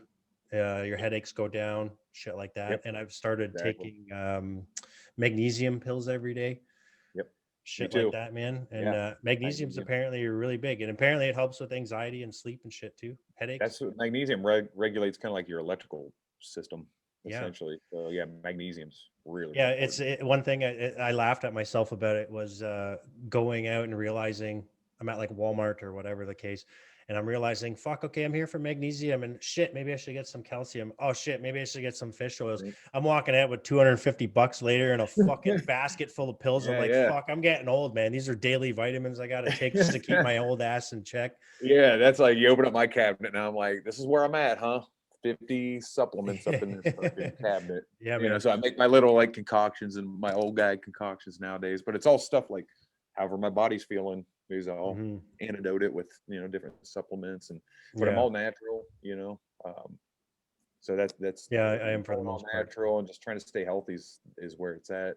Hmm. Um, but yeah, supplements, man, Are and just you vegetarian or vegan or anything or? no, No, nope. I eat meat. Yeah, very carnivorous. Yeah, Yeah, carnivorous. no, me So too. I eat yeah, like fucking six meals a day. yeah. I'm a guy at Chipotle. It's like, can you put chicken and steak on there? Like, I'm Yep. that dude, Yeah, you yeah, know. But I eat pretty healthy, you know, for the most part. You yeah. know, not the healthiest, but I don't eat a lot of like fast food type stuff. Yeah. Well, it All that. being like I said, being artists, we've we've got accustomed to eating like shit, and like we were speaking about before, it was, getting fat or, putting on some extra weight where we shouldn't be, and it just makes it harder on us physically, and it's just a Yeah. snowball. It just keeps fucking going, right? And Yep. it just gets worse and worse. And I think with um fitness aside, a clean diet, Yeah. steady diet, clean diet, set meals and stuff like that, if you lose weight, so be it. But I mean, Yeah. it keeps you fit, like healthy is Yeah. what I'm trying to say, I guess, right? And again, Yeah. that reflects on mental shit too, and it's A going lot to of keep artists. the longevity of us as artists going. Yeah. A lot of artists have a hard time regulating their diet. That's one of the things I teach too. And that thing is, it's literally about diet. It's about packing your lunch or Mhm. keeping a refrigerator with healthy options in there that, that can't spoil. You don't put a bunch of open food back in there. But like I talk about just ways to either bring a, a granola bar with you and some water to keep yourself fed, because an artist will starve themselves all day just to get Yep. the tattoo done. Yep. So part of being able to eat healthy, luckily, I mean, we got Uber Eats nowadays. That helps. Yeah. So Yeah. Uber Eats, you can actually order A sushi. mandatory $5 delivery and a But mandatory dude, $3 tip minimum. but back in the day, you can only get pizza. This isn't that long ago. Pizza and fucking subs. I know, because That's it. my shop is in a plaza, and right next to us, I've got a fucking like a coffee place, which is great. Mom and pop place, amazing. They have amazing Yeah. Reuben sandwiches. And then on the other side, you got fucking Chinese food. You got a pho place next to that. You got a pizza place there. You got a Subway there. And I'm like, Jesus Christ, right? So How can you not get yeah, and fat? the plaza over, you got fucking Rotten Ronnie's and all this other shit. So I'm like, I've got a half an hour Yeah. break in between this guy fucking, going for a smoke and having his sandwich. What do I got? Oh, a Yeah. slice of pizza it is, or Kung Pao chicken from next door. Let's go. It's like set up for failure almost, where you got to Oh go yeah. out of your way to not eat that shit, man. So Yeah, man. nowadays, I guess I do a lot of Uber Eats nowadays because it's healthy. I can get Dude, healthy. I last night I did it actually. I ordered skip the dishes or whatever the fuck. You guys got Yeah. that in the States? Yeah. Yeah. I did it with I got ice introduced to cream. that in Canada. Really? Skip dishes, yeah. I was at Yeah. a tattoo convention. They're like, dude, they deliver right to your hotel door. Yeah. They I do. was like, is that the They Winnipeg show? fucking they deliver anything. I got blizzards from Dairy Queen fucking delivered here last night Mhm. for my kids because I was too busy playing video games. I was was like, no, I'm not taking you for ice cream. Shut up. And then I'm like, fuck it. Yeah. I'm on my phone in the middle of, a loading screen ordering fucking blizzards and ice creams for my children. But then you just keep 8:30 at playing, they night. magically arrive, man. It's Yeah. fucking great. So there's a Yeah. lot of, I mean, nowadays with tattooing, there's a lot of stuff that's a lot better, and that's just evolution and technology Mhm. and all that. But back in my day, man, yeah, you'd have to run down to fucking Taco Bell or McDonald's really quick. Yeah. You couldn't, or just order a fucking pizza, but you couldn't order like sushi or salad or any of that shit. So I You're think, talking about sushi now. I want to go for sushi. oh, dude, yeah, I eat I love sushi all the time. sushi. I love Yeah, it. yeah, We me got a too. place here. Sakana House, it's called. There's a lot of them, but Sakana House, there's two establishments in Barrie. And I used to eat at all these little other restaurants that were amazing. And then I discovered this one and I was like, nah, it's a big chain. I don't give a fuck about it. I went, it's so good. Good as fuck. Yeah. Yeah, And you just we have said our sushi favorite and now I'm spots. kind of like, yeah, I know what you're doing. Yeah, after this, you're gonna be yeah. like, I'm ordering sushi. yeah, right, exactly. Uber Eats that shit. Yeah, I got a tattoo today, so I'll probably, I mean, literally today, I'll probably do Uber Eats too. You Yeah. know, and I don't eat, like you said, intermittent fasting. I won't eat till like noon or 1 typically. I have coffee until then. Yeah. Well, see, intermittent fasting, it won't work if you're drinking any sugars and creams and stuff with your coffee. It's got to be Yeah, straight black coffee. So yeah. they say there's a water fast where you're just drinking water. But there's two, I believe, yeah, two things you can drink, which would be straight black coffee and straight green tea, I believe it is. Okay. That doesn't break your fast apparently. So Okay. I would know. I don't drink caffeine. See, my problem is, this is no shit. Like, my usual weight's like 200, 205. But when I train, like, I have to eat or I'll get Oh yeah, like, you're burning calories. like skinny, because I'm already, like, I'm a big dude, but I'm like thin. So even at the gym, Mhm. people are like, "What's up, big guy?" I'm like, I weigh like 195, 196. You know, but Dude, I I have just to eat. my heaviest, I just went from 255 and I'm down to 235 right now. And I'm 6 feet. And like I'm a thick boy. I mean, like I was Yeah. Oh yeah. 255. I was chunky, right? But I'm like I'm still chunky. Obviously, I got some meat. I don't care. I got the dad bod Yeah. going on. But Yeah. at the same time, I'm losing weight. I'm putting on lean muscle. So like my trainer thinks that I've lost around 30 pounds of fat and probably Dope. put on, fucking 20 Yeah. It pounds of starts balancing muscle, with the right? weight. Yeah. When you start putting more weight on or Yeah, well, the muscle. exercise and like the burning the calories and then, staying in your caloric deficit with your diet, it's cutting the weight. And then also the exercise with the heavy weight training, you're putting Yeah. on the muscle, right? The gains, right? Yeah. Gains, they want to I've call them. been trying to do more. Like yeah, I've been lifting a lot more with once COVID started, man. Mhm. Once the shop locked down, I was like, I want to go prison style garage workout the Yeah, we whole don't day, have a man. choice. Yeah. And now I I don't got know this if you like, can see right there. I got a yeah, bench dude. Yep. here. It's a Lifted up front. 4-in-1. It's like leg curls, shit like that. A Yeah, bench. dude. It's a squat rack. So I mean, that I just improvise with that, and I've got the resistance bands. Yep. A couple of my buddies here, they own Boss supplements and stuff. Um, so yeah, I went and picked up some of their equipment and resistance bands. Kind of There's so had many to, things. man. Yeah, dude, you Once can look once on COVID YouTube hit, and see tutorial videos from whoever, trainers or fitness guy, whatever, whoever the fuck, just showing you how to use resistance bands and the different ways you can use them. yeah, um, I use to those a do lot. bicep curls and all that shit, but they're good Mhm. for stretching, I find too. I do a lot of like twists and stuff with them.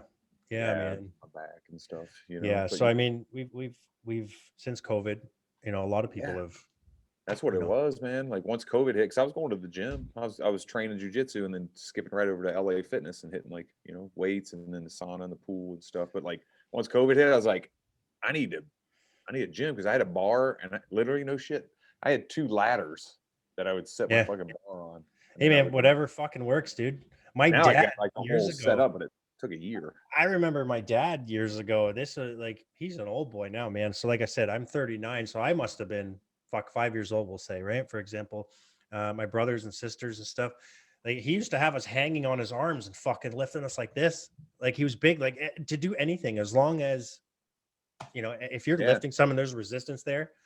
You're either gonna stay, in shape, you're gonna maintain, or you're gonna, you Yeah. know, put on Yeah. fucking gains, right? Yeah. So I got to eat like with me with lifting and jujitsu. I have to eat a shit ton, and then that's just Yeah, to maintain. That's not to get down to like competition weight. Because I'll get down to like yeah. if I'm competing jujitsu, I'll get down to 186 pounds, Wow. six You're four. tall. You're tall, Yeah, right? How tall are you? 6'4". Oh, 6'4". Jesus. Yeah, Yeah, you're and a like if tall I'm boy. not training, my normal weight's like 205. But when I'm training, I'm Yeah. like 195, like 10 pounds down. So I Do you can't count lose them. calories at all? Like, do you count your calories, like give or take? Not really. I just shove it in my face Yeah, fair and enough. know that I need it. Even if I have a little bit of body fat on me, I'm like, I need that right now because I could This, not eat for a week and train and lose all that fat. so what I'm trying to do, like my goal, obviously, like right now, I'm at around anywhere from 2,000 to 2,300 calories a day. Mhm. Um, my carb intake. So my first meal of the day, I have like low carbs, and then throughout the day, I do a higher carb, like rice and all that shit, right? And then my last meal, like solid meal of the day, I try to do really, really low carbs too, right? So I usually do like half a cucumber with a little At bit the of end of the hummus. day, Yeah, and yeah, then I'll do a protein shake like before bed or something. So I'm trying to cut so many high carb meals out, and I find um, if I eat too many carbs, I've reached that point where I've got optimal energy, but then again, too many carbs. Now it's like a rollover where I just kind of feel like shit. And yeah, if you don't have yep. enough carbs, you don't have enough energy. And I think You got clean more. carbs are your friend, clean carbs anyway, right? Yeah, They they give you definitely. energy, man. And so Yep. if I find with myself, with my body, like if I have like moderate amount of carbs a day, I'm at like optimal energy, Yeah, it is. and It's it's, a weird balance and find out how your body functions the best. Yeah, too many yeah. carbs. Like I do carbs mainly like in not just the morning, but like morning and afternoon. I'll do carbs. Hmm. That way it'll fuel me up for practice at 6. And Hmm. then after 6, I go more like the protein and Yeah. kind of like the I'm heavy meat. on protein throughout the entire fucking day. Yeah. Oh yeah, protein and aminos, man. Yeah, like, I'm eating like my first meal of the day.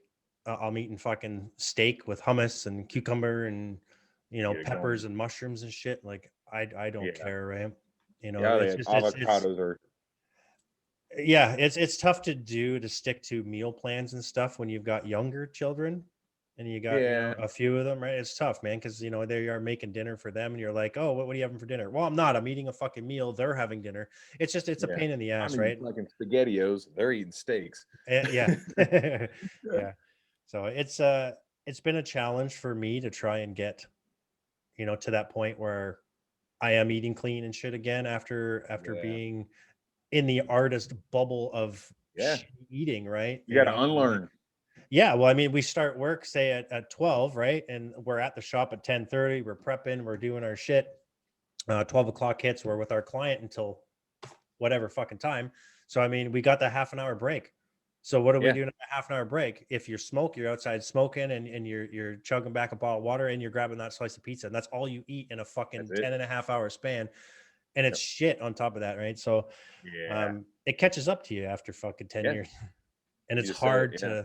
hard to snap out of it and turn it around. Then when you're done tattooing, you're like, what the fuck's wrong with me? Why did I not? I don't feel. Oh, I haven't eaten. Yeah, I don't feel that great. I'm gonna go to the bar and grab a fucking pound of wings, and I'm gonna chug fucking 3 pitchers and Right. Yeah. Exactly. club and Yeah. fucking away I go Don't after that. draw. Yeah, Yeah. exactly right. I think just as a tattooer, like I said, it's a lot of finding the balance, and you don't always find it right away because you're striving to hit your goals with tattooing as an artist and stuff. But like as you get older, yeah, you start to you have a different realization of it. You have a different Yeah, vision of yourself as an artist and your career. So it gives you more time to get kind of like back in control, take yeah. back your diet, take back a little time for yourself, Mhm. balance. Because that's one of the things I get asked a lot because I've done a lot with my career, and people are like, how the fuck do you do so much? Yeah, How have you done all this stuff in your career and you're still, yeah. you know, and it's finding that balance. It's finding that. Well, that's just it, the balance. I find if we had balance and I don't know the word I'm looking for, but anyway, balance. If we had balance from the get-go Yeah. at the beginning of our careers, the longevity of us being artists in our career would be Would be. Oh severely yeah. extended, Yeah. and it's Definitely. I don't know. And again, with you holding seminars, I think that's very good and educational for up and coming Yeah. artists Oh yeah. to know, right? To I have feel like that I've helped. knowledge. Yeah, I feel like I've helped a lot of the younger artists. Like, man, I'm having this Yeah. pain over here. Even my artist here, man, like Ben Rife, one of my artists here, he's having bad sciatica, like down his left, to the point where he's at my warehouse, kind of just like, Dude, it hurts, man. oh, this fucking kills. Yeah, yeah, yeah. And so I went up and I looked at how he was working, and he was like, he's a lefty, and he was dipping all the way across, Oh, he's doing the ugh, crossover. all the way across his body Oh, to get to like a normal right-handed setup. And so I had to I was like, bro, you're bringing this over here. You're gonna use yeah, one yeah, of the yeah. true trays. You're gonna dip right fucking here. Yeah, the true And trays back, that's a mayo tray, right? yeah, the Kind true of, sort of. tray system. Yeah, we have a tray. It clips into our armrest extensions, but it also Okay. has these rubber bumpers that just sits right on top of your workstation. Yeah, the reason So why it's a I ask black tray. is just because I know a mayo tray, if he's doing the reach over and shit, mayo trays are super light and versatile. You can just move them, right? Yeah. So it's that whole concept of, but Yeah. the true tray has true tray covers that come with it. So they're like these pre-made covers that have 3 rinse cups. We have 3 versions. One's just flat, so you can put like 2 caps out or however you want. We have ones that have small caps and large caps. Yeah, and then the tray is meant to, kind of like the mayo tray to sit there, but with Mhm. covers. The covers go all the way over the actual like true tray itself, Yeah. and then you just pop that off. Put all your solidifiers and toss that. So as So those, since he's moved, has that helped him with his nerves, his sciatic? what's yeah, yeah, and he went and did massage, acupuncture, and he got his body back. But Good. that's the thing, is like paying attention to your body immediately as an artist, not being Mhm. like, I'm just gonna work through it. It's cool. Let me Yep. just hunch more. And that's the tough So guy attitude, right? I mean, I've done it. I did me it with my too. back, it's Yeah, and it fucks you, man. yeah. Just a couple more things and then I'll Sure. let you go here. Your products, do you have Canadian suppliers or do you distribute to Canada at all? Yeah, we do a lot of our supplies through Icon. Yep. We've been dealing with Icon from for shit over a decade now. Hmm. So Max and Ben and all them up there. Yep. Yeah, they support our products. Yeah, we deal with Ben a lot. He knows me. He's Yeah, good. yeah, yeah. Shout out to Icon, by the way. Yeah. Yeah, right. Yeah, I love Been those around dudes. forever. Yeah, yeah, yeah. Yeah. So, and here's the thing: I love that Icon, like supports us, and I like the relationship we have with them because even before I knew those guys, I was reading the machine gun magazines, they're Yeah, putting out the machine Green guns. Yeah, Machine. Yeah, I the remember Green they doing Monsters.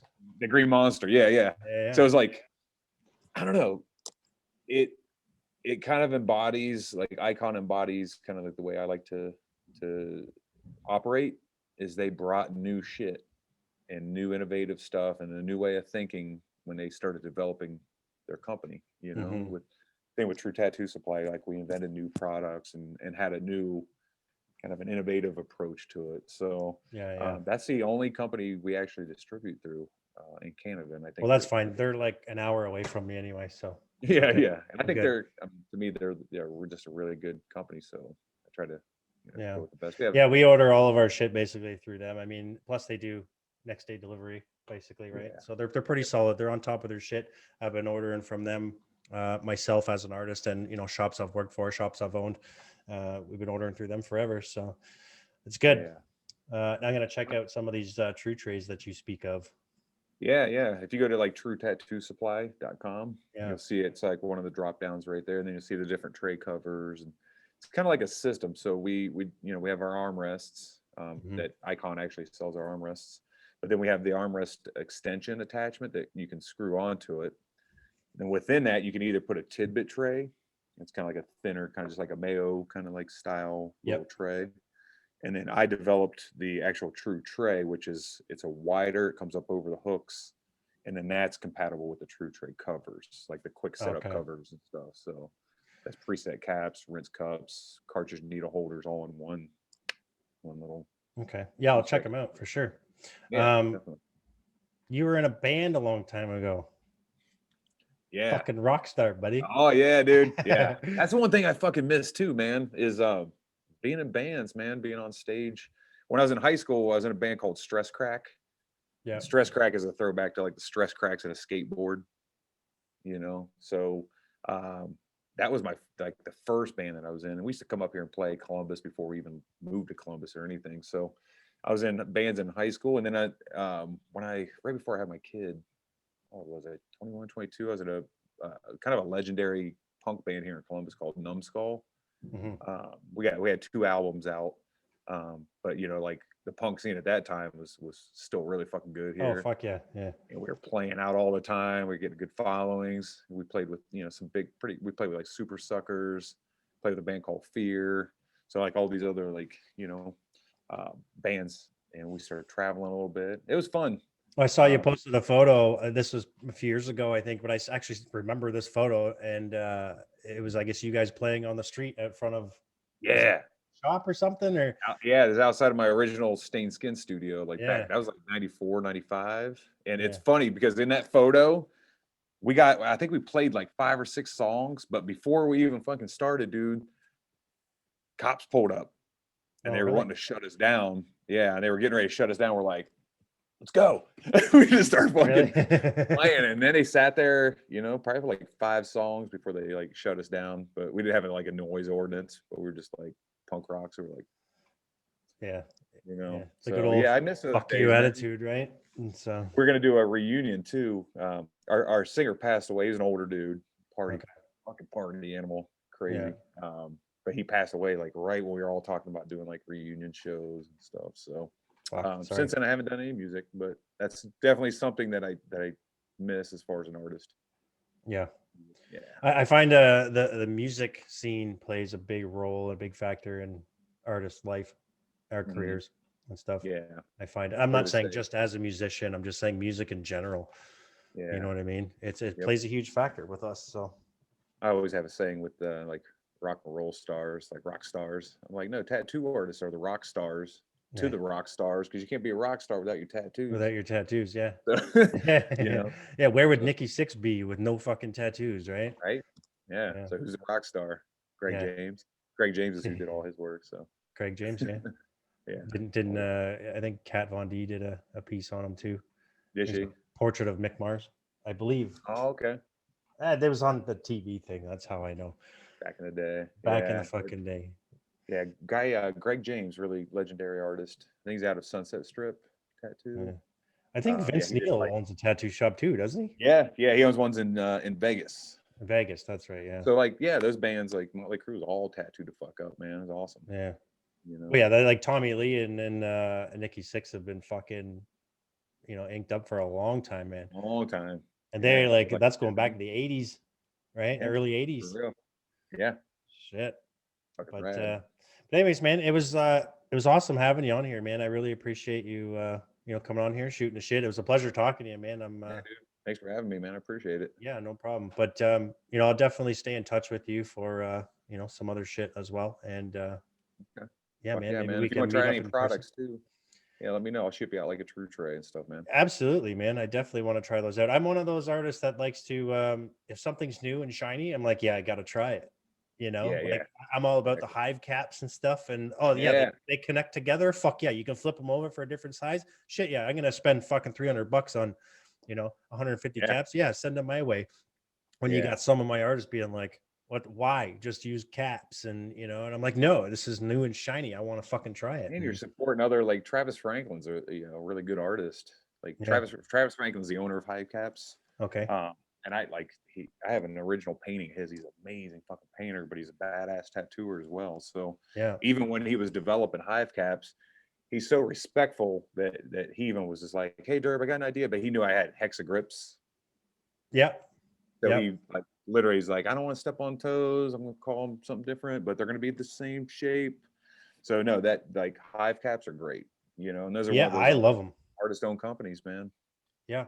I mean, dude, I even mix when I'm doing my setup. Obviously, I'll have Vaseline for like my caps to stay on or my Mhm. rinse cups. Um, but I will also use like a green glide mixed with hustle butter. Yeah. I mix it both in. Oh, you mix them together? I mix them together and it made like man, the fucking clients love it. And Yeah. the tattoos heal so fast. Like I'm really gimmicky, right? Like Yeah. if I see something new and shiny, I gotta have it with tattooing. Yeah. So um that being said, I'm always open to try new things. And if I like it, and if I've got an honest opinion about things, and if I don't like it, I'll give you some feedback if I don't like it. But if I do, Mhm. I'm gonna support it and I'll keep using it. Whatever Yeah. makes my fucking job easier. That's Like what it is. not the tattoo. I just mean like doing the tattoo, right? Yeah. Like you The procedure and the said, process. reaching over here and the Yeah. procedure, right? So, And I but think it's yeah. getting into that flow makes you produce better work. You're not Mhm, distracted trying to twist and turn and what the fuck works for you. You know what it's gonna do mhm. and staying in that process. Here's Yeah. something, not to get back into too much more, but like one of the things that I think is a downfall of some artists as they're learning is like they'll get the needles and the needles will be like, these work fucking great. They're perfect. Next thing you know, their buddy's like, try these. And then they're trying to like relearn a different needle, or like, so if Mhm. you get good results and it's working for you, it's best to kind of stay focused on that. Yeah, you guys got cartridges too, right? Membrane cartridges? Yeah. Yeah, we do memory. We got the membrane, and we also have the band drive as well. So we carry two styles of cartridge needles. I know the health board here wants us to have membrane stuff. Yeah, I can't remember the name of the company I was using, a smaller company, going back maybe 3-4 years, and they were decent. And the health board was like, "Okay, let me see this." When they came in and I showed them, they're like, "There's no membrane, you can't use them." They're like, "Fucking damn. pull them off." I was like, "Oh Yeah, fuck." we don't have that issue here. I mean, the membrane definitely stops a little bit of the backflow, but the Mhm. tests that we've done, if you look on like YouTube, you'll see cartridge backflow test. Yeah, A lot of it's the casing. The back end of the casing is where yeah, a lot of that backflow comes from. The membrane definitely stops it from getting to the hmm, back end of the casing, but it doesn't stop it. Go watch the experiment that we did. I think we okay, tested 8 different companies. We kept adding. We literally like turned them upside down, mhm, so maximum backflow, yep, and then we dropped like 3 drops in all of them. Maybe like one of them leaked. 5 drops, another one leaked. So it was about the amount of, but it showed that not all the membranes stopped the backflow. That it was right, more that back end casing of where the needle slides into the casing. right, So that yeah, connection is where you'll get a lot of that backflow. yeah, Um, and I'll talk about this now because we're to patent pending. We just developed a backflow adapter. Let me see if I can find a photo here that we're getting ready to produce. I know I have photos. Okay, so here it is. So this is the backflow adapter. I don't know if you can see it very well. yep, yeah. You can now, yeah. Okay, So there'll be a bag on it too that goes over the machine. So yeah, this So Okay. this is Okay. so it actually inserts into the actual machine itself. So Mm, you'll be loading your needles in and out of this waterproof sealed back end right. adapter. So then you'll load in and out of there And you like you said the need. bag anyway is going to be on it, and then you're Yeah, putting the that bag through will the come bag. over the machine body. Yeah, so it'll Yeah. flow over there. So, and then we're talking Crazy, about man. memory foam. But yeah, that's pretty much the concept of the backflow adapter. So like Yeah, that, that's that's not awesome. out yet. And I'm not biting anybody's idea. I'm just trying to improve on things. So Yeah, well, it's gonna sell clearly, right? It's a good idea, yeah, But you it'll got people like where I'm from. Like I said, the laws are a little bit different, right? So yeah, you're gonna run definitely. into artists like that for sure. But yeah, I'm gonna check that out on YouTube. I'm also gonna check out the Hell City documentary film. Yeah. Um, Oh yeah, yeah. you got me. You've basically planned out my day: sushi and YouTube. I honestly think if and I'm not just saying this because it's our film, but like if Mhm. tattooers haven't seen the Hell City documentary film, it's a good in-depth look into the convention like community, Okay. the purpose behind it. So Yeah, yeah, I'm definitely gonna check it out, man, for sure. Um, but yeah, I'm definitely looking forward to trying out some of your product for sure. I'm gonna get on that. Obviously, we have to wait until fucking lockdown's over. yeah, We're on another lockdown here, so we got put on another 28 days, and we'll see what happens come the end of yeah. January. So, Well, but hang in there, brother. yeah, For sure. I'm sure we will. But Yeah, yeah, thanks for coming on. I definitely appreciate it. appreciate you having me. Talk more.